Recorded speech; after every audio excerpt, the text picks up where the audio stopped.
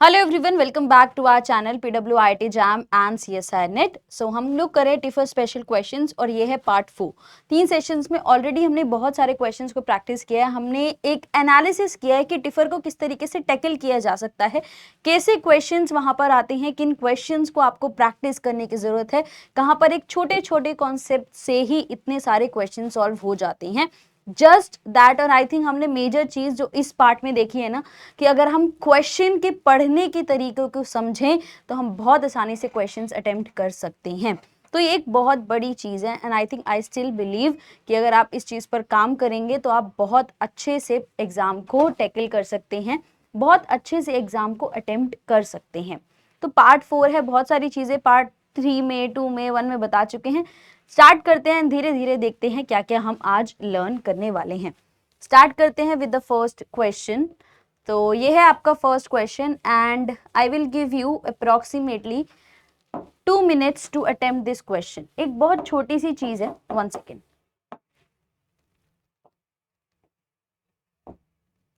One second everyone. Okay. So you have 2 minutes to attempt this question. बहुत छोटा सा concept है जो इस क्वेश्चन में यूज करना है।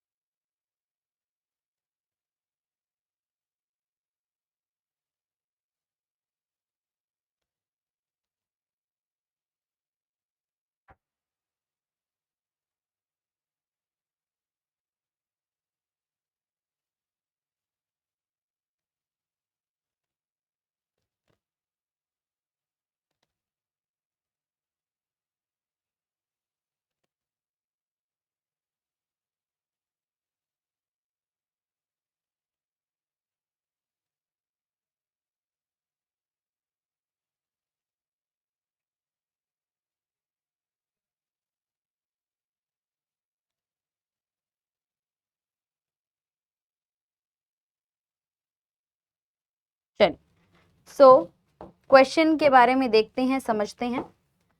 In the below hydropathy plot, hydropathy plot के बारे में बात की जा रही है। हाइड्रोपैथी प्लॉट किस लिए यूज होता है? हाइड्रोपैथी प्लॉट का यूज किया जाता है इंटीग्रल प्रोटीन्स को पढ़ने के लिए, समझने के लिए। तो डेफिनेटली बात किसकी की जा रही है? एक इंटीग्रल प्रोटीन की बात की जा रही है। Of a protein, positive values are regions of protein that are considered hydrophobic based on primary amino acid sequence. तो जो पॉजिटिव वैल्यूज हैं जो हमें यहाँ पर दिखेंगी, पॉजिटिव वैल्यूज की तरफ जो हमारा ग्राफ होगा वो इंडिकेट करता है हमारे लिए hydrophobic regions.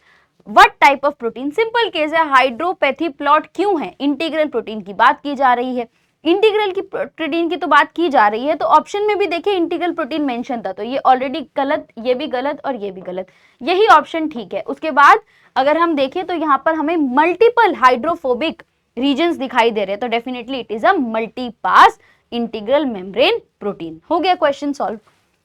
Next question, for this also you have 2 minutes. पढ़िए, समझिए, जानिए क्या बात की जा रही है।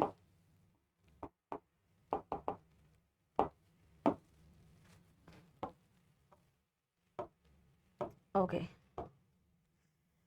चलिए, आई थिंक थोड़ा सा बोर्ड हैंग हो रहा है, तो 1 सेकेंड। चलिए, तो आप ऐसे ही करिए, टाइमर मैं रख रही हूँ, आप लोग अपने क्वेश्चन को कीजिए। आई थिंक चलिए पढ़िए, समझिए, फिर मैं आपको एक्सप्लेन करती हूँ।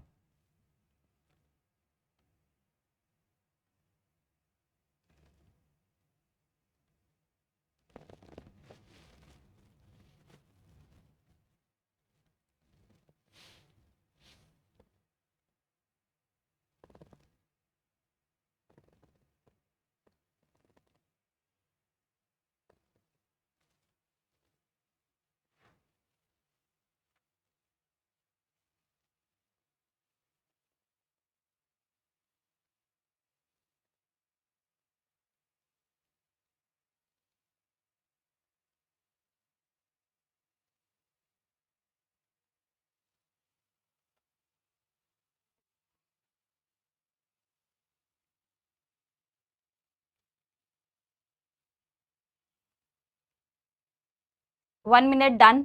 1 मिनट पूरा हो चुका है, 1 मिनट बचा है आपके पास।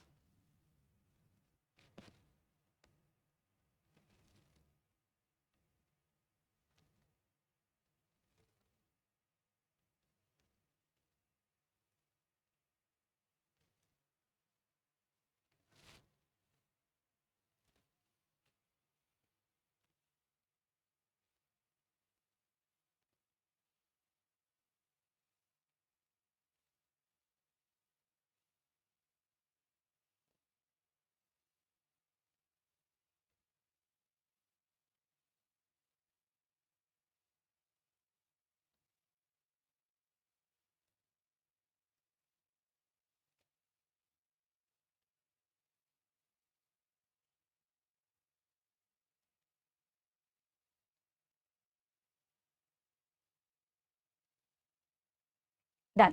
विच of the following statements are true? कौन सी स्टेटमेंट जो है वो सही है? वी मैक्स और के एम के बारे में बात करना है। V max of enzyme remains constant with increasing enzyme concentration. V max हमें क्या बताता है? वी मैक्स हमें बताता है मैक्सिमम रेट ऑफ रिएक्शन। तो जब आप एंजाइम बढ़ा रहे हैं तो रिएक्शन रेट तो बढ़ेगा ना, जल्दी जल्दी होगी रिएक्शन। तो ये ऑप्शन होता है गलत, कांस्टेंट तो नहीं रहता। Km of enzyme for a substrate remains constant with increasing enzyme concentration. Km of an enzyme for a substrate increases with increasing enzyme concentration. Both Km and Vmax of enzyme remains constant with increasing enzyme concentration. जहां पर Vmax maximum rate of the reaction बताता है and बताता है कितनी जल्दी जल्दी reaction proceed करेगी, वहां पर Km बताता है कि एक एंजाइम की अपनी सबस्ट्रेट को लेके क्या एफिनिटी है, कि सबस्ट्रेट जो है या एंजाइम जो है अपने सबस्ट्रेट से कितने अच्छे से बाइंड करता है। अब बाइंडिंग तो एंजाइम कंसंट्रेशन पर नहीं बदलती ना, वो तो फिक्स रहती है। तो Km of an enzyme for a substrate concentration remains constant, बिल्कुल सही है। Km of an enzyme for a substrate increases, no, it is constant. Both Km and Vmax of enzyme remain constant, no, Vmax change होता है, Km change नहीं होता। Again and I think जितने हमने 3 अभी तक पार्ट्स देखे हैं उन सब में हमने देखा है कितना इंपॉर्टेंट है एंजाइम काइनेटिक्स, बार बार क्वेश्चन आता है एंड यहाँ पर भी आपको दिख रहा है। जैसे पहले बताया था, यहाँ पर भी वही बात है। प्लीज एंजाइम काइनेटिक्स को रिवाइज करके जाइएगा, समझ के जाइएगा, बहुत इंपॉर्टेंट है टिफर एग्जाम के लिए। नेक्स्ट क्वेश्चन की तरफ। सो इसके लिए 1 सेकेंड।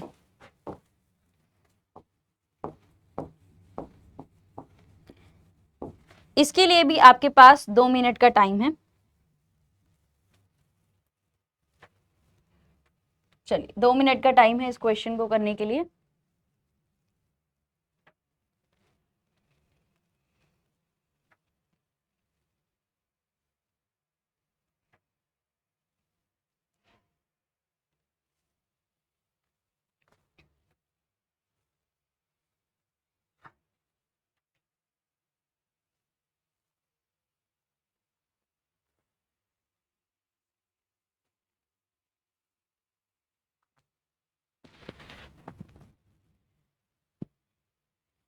हिंट क्वेश्चन में ऑलरेडी दिया हुआ है, बहुत आसान क्वेश्चन है अगर आपको हिंट अच्छे से पता चल जाए।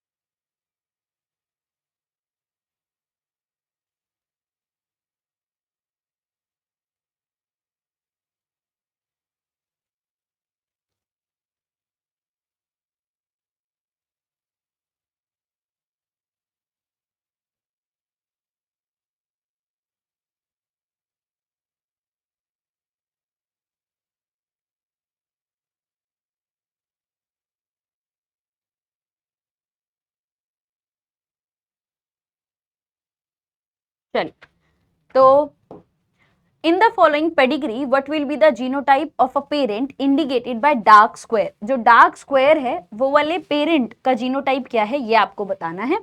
Dark symbols indicate individuals with a specific phenotype controlled by the locus with alleles capital A और स्मॉल ए। आपको बताना है ये जो डार्क स्क्वायर्स हैं इनका जीनोटाइप क्या है। अब ध्यान से देखो, इन्होंने क्वेश्चन में जो हिंट दिया है, जो ऑलरेडी मेंशन किया है, ये जो हैं, जो अनअफेक्टेड हैं वो स्मॉल ए हैं, जो वाइट हैं वो स्मॉल ए हैं। दैट मीन्स जो डार्क वाले हैं वो तो डेफिनेटली डिफरेंट है। अगर जो व्हाइट वाले हैं वो स्मॉल ए हैं तो डार्क वाले स्मॉल ए नहीं हो सकते। तो ये ऑप्शन ऑलरेडी एलिमिनेट होता है। ऑप्शन क्या बचा, या तो कैपिटल ए है या फिर heterozygous capital A small A है। अगर आप मान के चलो कैपिटल ए वाले हैं और इनको आप क्रॉस कर रहे हो स्मॉल ए जो आपको गिवन है, अगर आप मानो कि ये जो डार्क स्क्वायर है वो कैपिटल ए का है, हमने अज्यूम किया कि जो हमारा डार्क स्क्वायर है वो कैपिटल ए का है, तो उनका क्रॉस किससे हुआ है, स्मॉल ए से। तो इनके आने वाली प्रोजेनी कौन सी है, कैपिटल ए स्मॉल ए। तो इनसे आने वाली सारी प्रोजेनी क्या है, कैपिटल ए स्मॉल ए। सारी प्रोजेनी कैपिटल ए स्मॉल ए हैं तो सबको एक जैसा दिखना चाहिए, है ना। अगर आप मानो कैपिटल ए को क्रॉस किया गया स्मॉल ए से, तो सारी प्रोजेनी कैपिटल ए स्मॉल ए की है, तो सबको एक जैसा दिखना चाहिए था। बट सब तो एक जैसा नहीं दिख रहे ना, तो दैट मीन्स कैपिटल ए तो नहीं है, कैपिटल ए स्मॉल ए है। और अगर आप देखो भी कैपिटल ए स्मॉल ए को मान के अगर आप क्रॉस करते हो, capital A small and small, अगर आप कैपिटल ए स्मॉल ए को मान के चलते हो तो आपको दो अलग अलग टाइप ऑफ प्रोजेनी देखने को मिलती हैं। अगर आप कैपिटल ए स्मॉल ए को मान के क्रॉस करते हो तो आपको दो अलग अलग टाइप ऑफ प्रोजेनी देखने को मिलती है। एक प्रोजेनी होगी जो कैपिटल ए स्मॉल ए की होगी और एक होगी स्मॉल आई। तो दैट मीन्स वेराइटी जनरेट कौन कर रहा है, कैपिटल ए स्मॉल ए वाला। So correct answer is capital A small A है हमारे डार्क स्क्वायर्स। तो ये है करेक्ट आंसर। नेक्स्ट अगेन, मतलब टिफर में तो आई थिंक जेनेटिक्स बहुत इंपॉर्टेंट है। जेनेटिक्स के 2 या 3 क्वेश्चन आपको हर टिफर एग्जाम में देखने को मिलेंगे, डेफिनेटली मिलेंगे, और बहुत छोटी छोटी चीजें हैं जो पूछी जा रही हैं। तो डेफिनेटली जेनेटिक्स को अटेम्प्ट करना आसान हो जाता है टिफर एग्जाम में। So again a question and for this you have 2 minutes 30 seconds. 2 minute 30 seconds का टाइम है। आप अच्छे से इसको देखिए, समझिए, जानिए और सॉल्व कीजिए।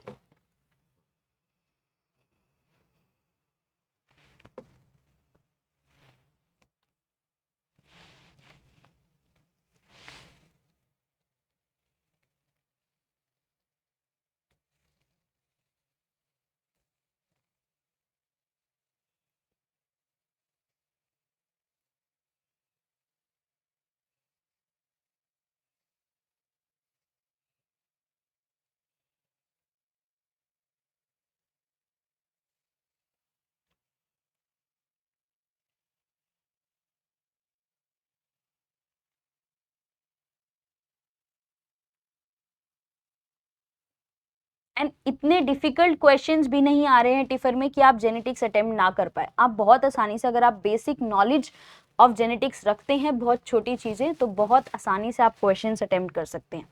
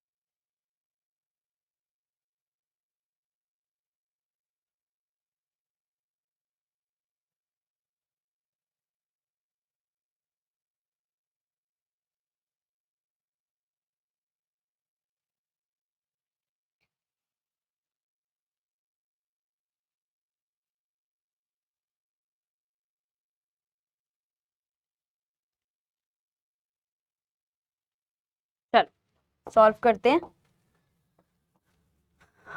Geneticist cross two pure breed homozygous tall and short plant. Pure breed है तो होमोजाइगस टॉल और होमोजाइगस शॉर्ट को जब क्रॉस किया, यही पूछा गया है,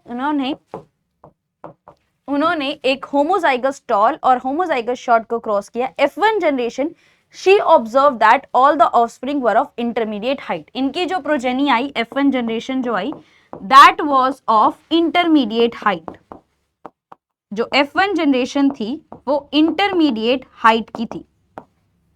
if she crosses one of the offspring with the short parent, जब इनको क्रॉस किया गया, जब इंटरमीडिएट हाइट वाले को क्रॉस किया गया शॉर्ट पेरेंट के साथ, इंटरमीडिएट हाइट को क्रॉस किया गया शॉर्ट पेरेंट के साथ, what kind of progeny would you expect? Progeny कैसी होगी?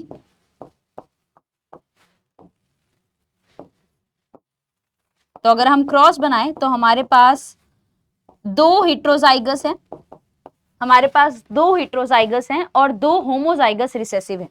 तो जो हेट्रोजाइगस हैं, जो हम F1 से देखते आ रहे हैं, हेट्रोजाइगस कैसे हैं? इंटरमीडिएट हाइट के हैं। तो हेट्रोजाइगस इंटरमीडिएट हाइट के and homozygous recessive short height के। तो 50% would be intermediate and 50% would be short. So correct answer is option number C. Very clear, बहुत आसान था समझना कि होमोजाइगस टॉल को जब होमोजाइगस शॉर्ट से क्रॉस किया गया तो F1 जो आई वो इंटरमीडिएट हाइट की आई। इस इंटरमीडिएट को जब होमोजाइगस शॉर्ट से क्रॉस किया गया तो कैसी प्रोजेनी होगी? 50 would be intermediate, since heterozygous जो है वो इंटरमीडिएट हाइट के हैं एंड रिसेसिव हमारे शॉर्ट हाइट के हैं। चलिए, so next question 1 minute 30 seconds. Next question 1 minute 30 seconds.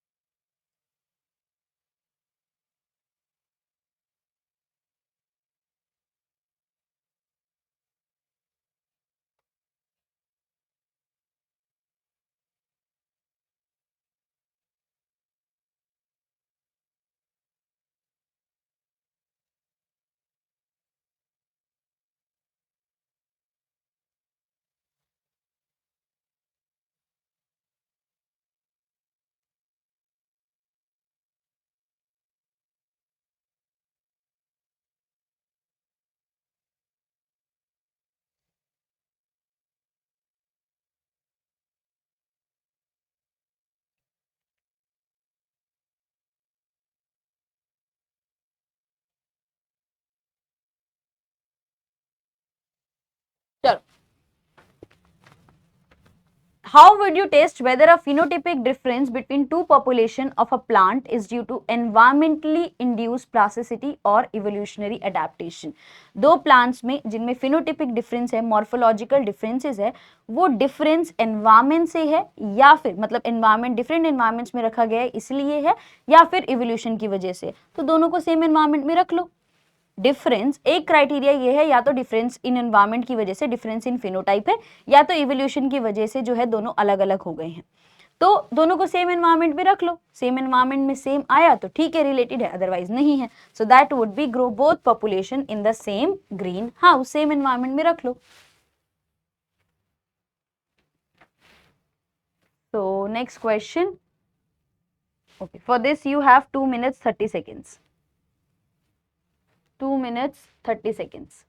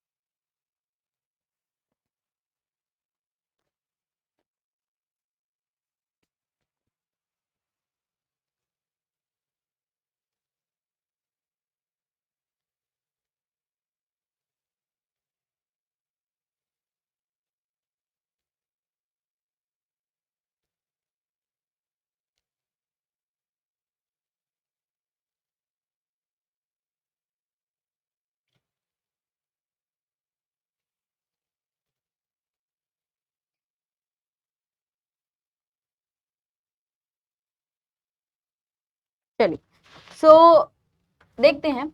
In an experiment two fly populations are separately maintained for many generations. दो फ्लाई की पॉपुलेशंस को बनाया गया है। Population E contains closely related individuals. Population A में बहुत closely related individuals present है और पॉपुलेशन बी में अनरिलेटेड इंडिविजुअल्स प्रेजेंट है।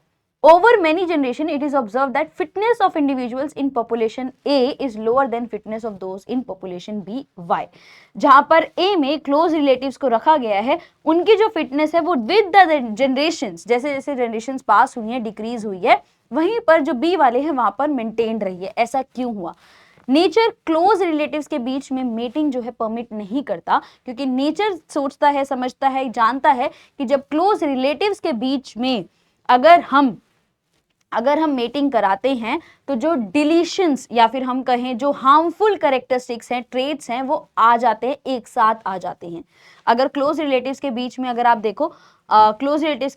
देखो, उनके बीच में अगर आप हेटेरोजाइगस को क्रॉस करोगे तो होमोजाइगस रिसेसिव बन सकते हैं या फिर डिफरेंट कंडीशंस बन सकती है।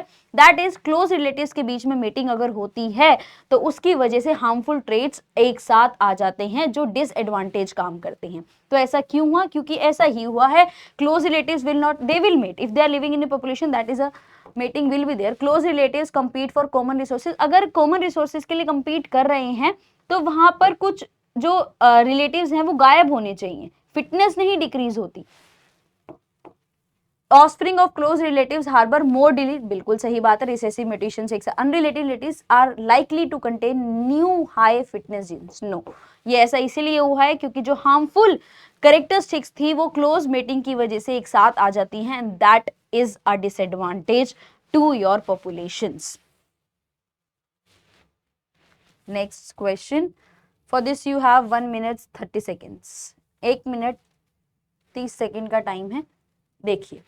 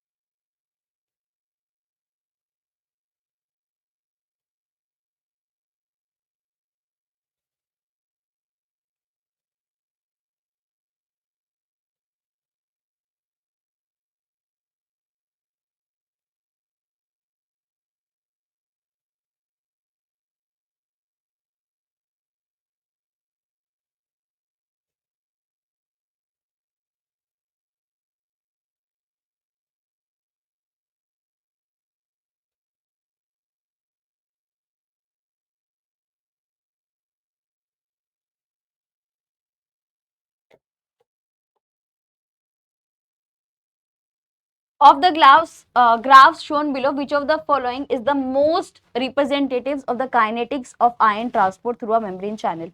आयन ट्रांसपोर्ट की बात करें, चैनल्स के थ्रू हो रहा है और चैनल्स में सैचुरेशन आता है। ऑब्वियसली जब सब सारे के सारे चैनल जो है वो ऑक्यूपाई हो जाएंगे तो सैचुरेशन अचीव हो जाएगा। तो कौन सा ग्राफ जो है सैचुरेशन शो करता है? That is option number D.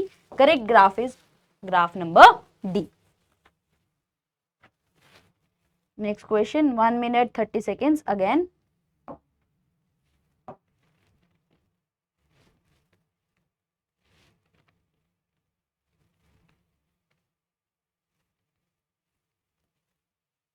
One minute 30 seconds.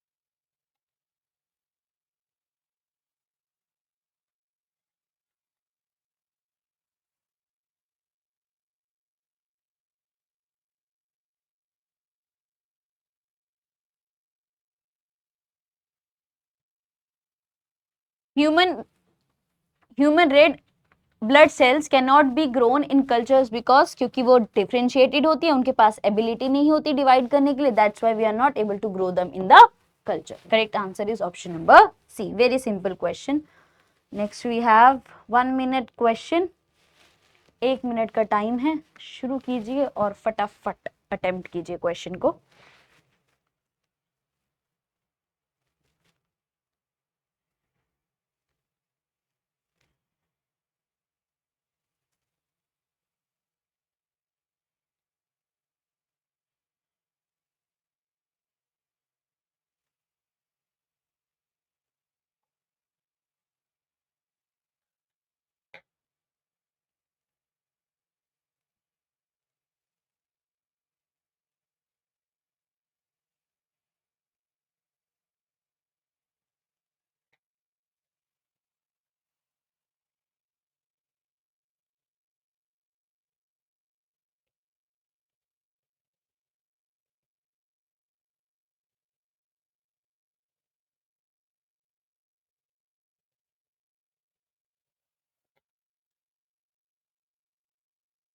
चलिए. विच of the following can not form a bilayer by itself. आपको पता है बायलेयर बनाने के लिए कंडीशन क्या है? बायलेयर बनाने के लिए कंडीशन ये है कि जो लिपिड मॉलिक्यूल है उसके पास 2 फैटी एसिड चेन होनी चाहिए. अगर लिपिड मॉलिक्यूल के पास 2 फैटी एसिड चेन है तो वो लिपिड बायलेयर बनाएगा. एक फैटी एसिड चेन होती है तो वो माइसिल बनाता है. तो ग्लिसरोफॉस्फोलिपिड्स के पास आराम से 2 फैटी एसिड्स हैं. कोलेस्ट्रॉल के पास 2 फैटी एसिड चेन नहीं है तो ये नहीं बनाएगा. इंपॉर्टेंट चीज जो आप लोगों को पता होनी चाहिए. एक फैटी एसिड चेन होती है तो माइसिल बनाता है, 2 होंगी तो लिपिड बाइलेयर बनाएगा. 1 second. Next question. 2 minute 30 seconds. 2 minute 30 second का टाइम है. कीजिए attempt.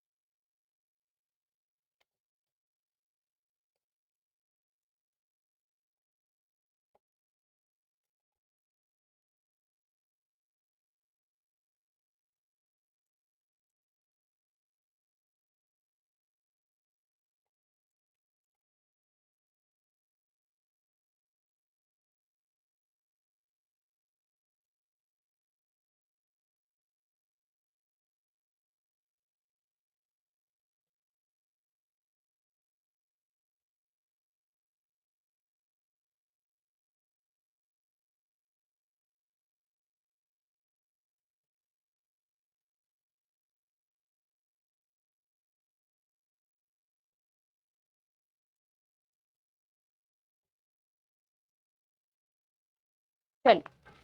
Which of the following events contributes the most in proper folding of a polypeptide to its native state in an aqueous solvent? तो definitely हमें हमेशा सबसे पहले यही चीज, जब प्रोटीन फोल्डिंग कराई जाती है, सबसे पहली चीज यही बताती है, कोर कॉन्सेप्ट यही है, जो हाइड्रोफोबिक अमाइनो एसिड्स है उन्हें प्रोटीन के अंदर होना चाहिए, प्रोटीन के कोर में होना चाहिए, दैट प्रमोट्स, या फिर हम कहें फर्स्ट स्टेप होता है प्रोटीन फोल्डिंग का, that is hydrophobic effect which sequester the non polar residues away from water. तो यही है कि हमें हाइड्रोफोबिक इफेक्ट का यूज करना है, हाइड्रोफोबिक अमाइनो एसिड्स को कोर में रखना है, इंटरनल सरफेसेस पर रखना है in the protein. Loss of hydrogen bonding, no. Formation of new intermolecular, no. Formation of disulphide, no. Next, very easy, 1 minute and 30 seconds. 1 minute 30 seconds में फटाफट कीजिए।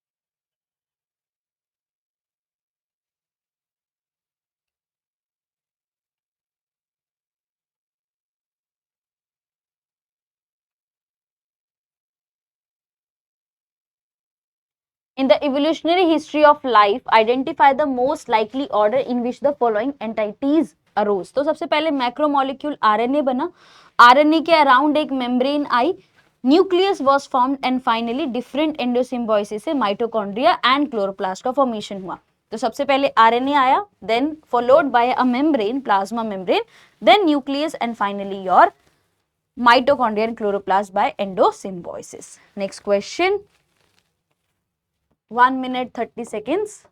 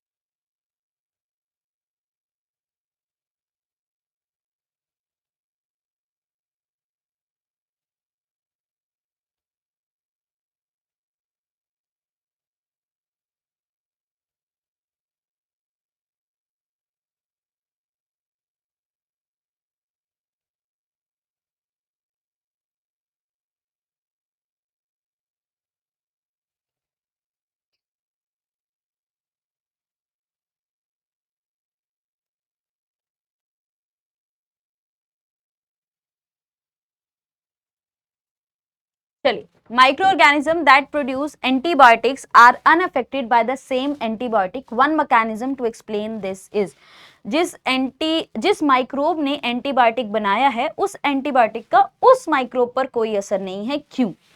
Microorganisms export the antibiotic using efflux pumps as soon as it exceeds a certain intracellular concentration. बिल्कुल सही, जब वो उन्हें damage करने वाली कंसेंट्रेशन तक पहुंचती हैं, उन एंटीबायोटिक्स को सेल जो है, माइक्रो ऑर्गेनिज्म जो है, सिक्रीट आउट करना शुरू कर देती है।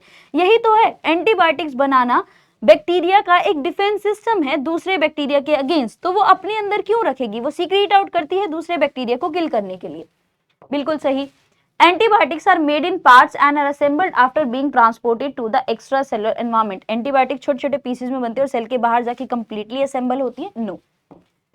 Antibiotics are always produced in inactive form and get activated by the enzymatic action of target cell. मतलब जिस सेल को किल करने वाला है वो सेल खुद कहेगी मैं एंजाइम्स दे रही हूं, एंटीबायोटिक्स एक्टिवेट हो जाए और मुझे किल कर दे।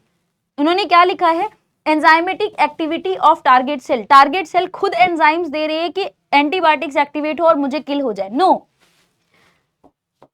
Active pharmaco of the bactericidal antibiotic remains bound to antibodies while they are intracellular. Antibiotics in case of microbes कैसे? नहीं। करेक्ट आंसर इज कि इफ्लक्स होता है, दैट इज एंटीबायोटिक्स को बैक्टीरियल सेल बाहर सिक्रीट आउट करती रहती है ताकि वो उसको डैमेज ना करे। आई थिंक ऐसा वाला क्वेश्चन हमने लास्ट किसी एक सेशन में भी किया है। सो 1 minute 30 seconds।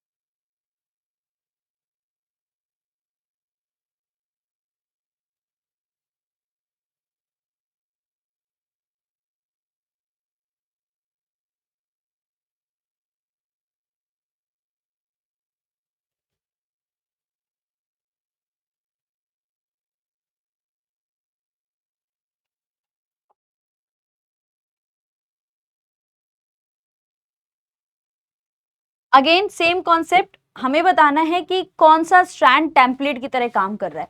You transcribe mRNA from a DNA sample and purify it. You then separate the two strands of the DNA and analyze the base composition of each strand and of the mRNA. You obtain the data shown in the table below. Which strand of the DNA is serving as the template? Template की तरह काम कौन कर रहा है? अगर हम अपने स्ट्रैंड 1 को देखें और mRNA को देखो, they have approximately same base compositions, तो इनका जो बेस कंपोजिशन है वो बिल्कुल सेम है, दैट मीन्स दोनों सेम सेम है। और कॉम्प्लीमेंट्री स्ट्रैंड जो होता है वो टेम्पलेट की तरह काम करता है, तो इन दोनों की कॉम्प्लीमेंट्री कौन है? Strand 2, that means it is serving as a template, that is option number B. Easy. Next 1 minute 30 seconds।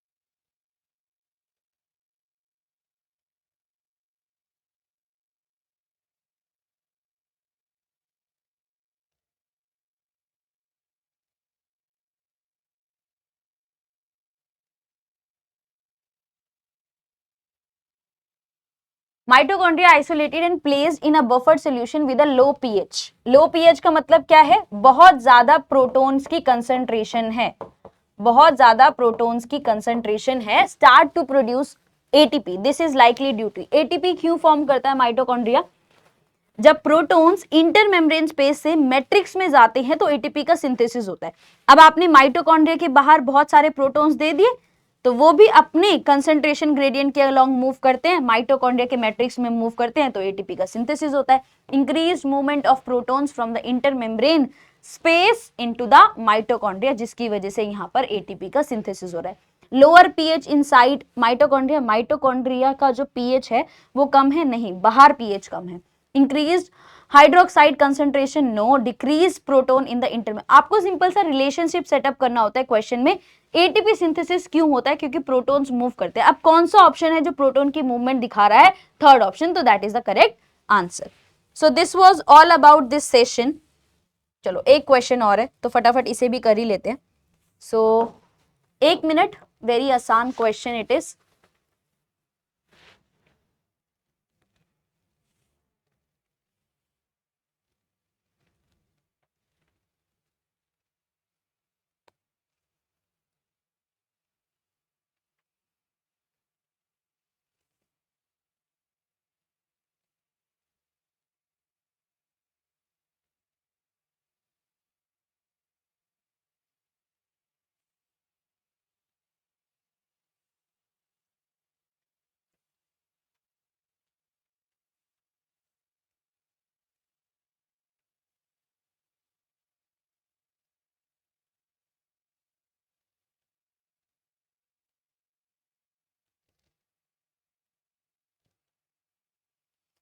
चलिए, N-linked glycosylation in proteins of eukaryotes is initiated in the lumen of endoplasmic reticulum. Very आसान, very direct question. So this was all about this session. I hope everybody is able to now attempt the question. At least आप छोटे छोटे questions को समझ तो पा रहे होंगे कि किस तरीके से समझना है और काम करना है। तो all the very best for the exam. Thank you so much.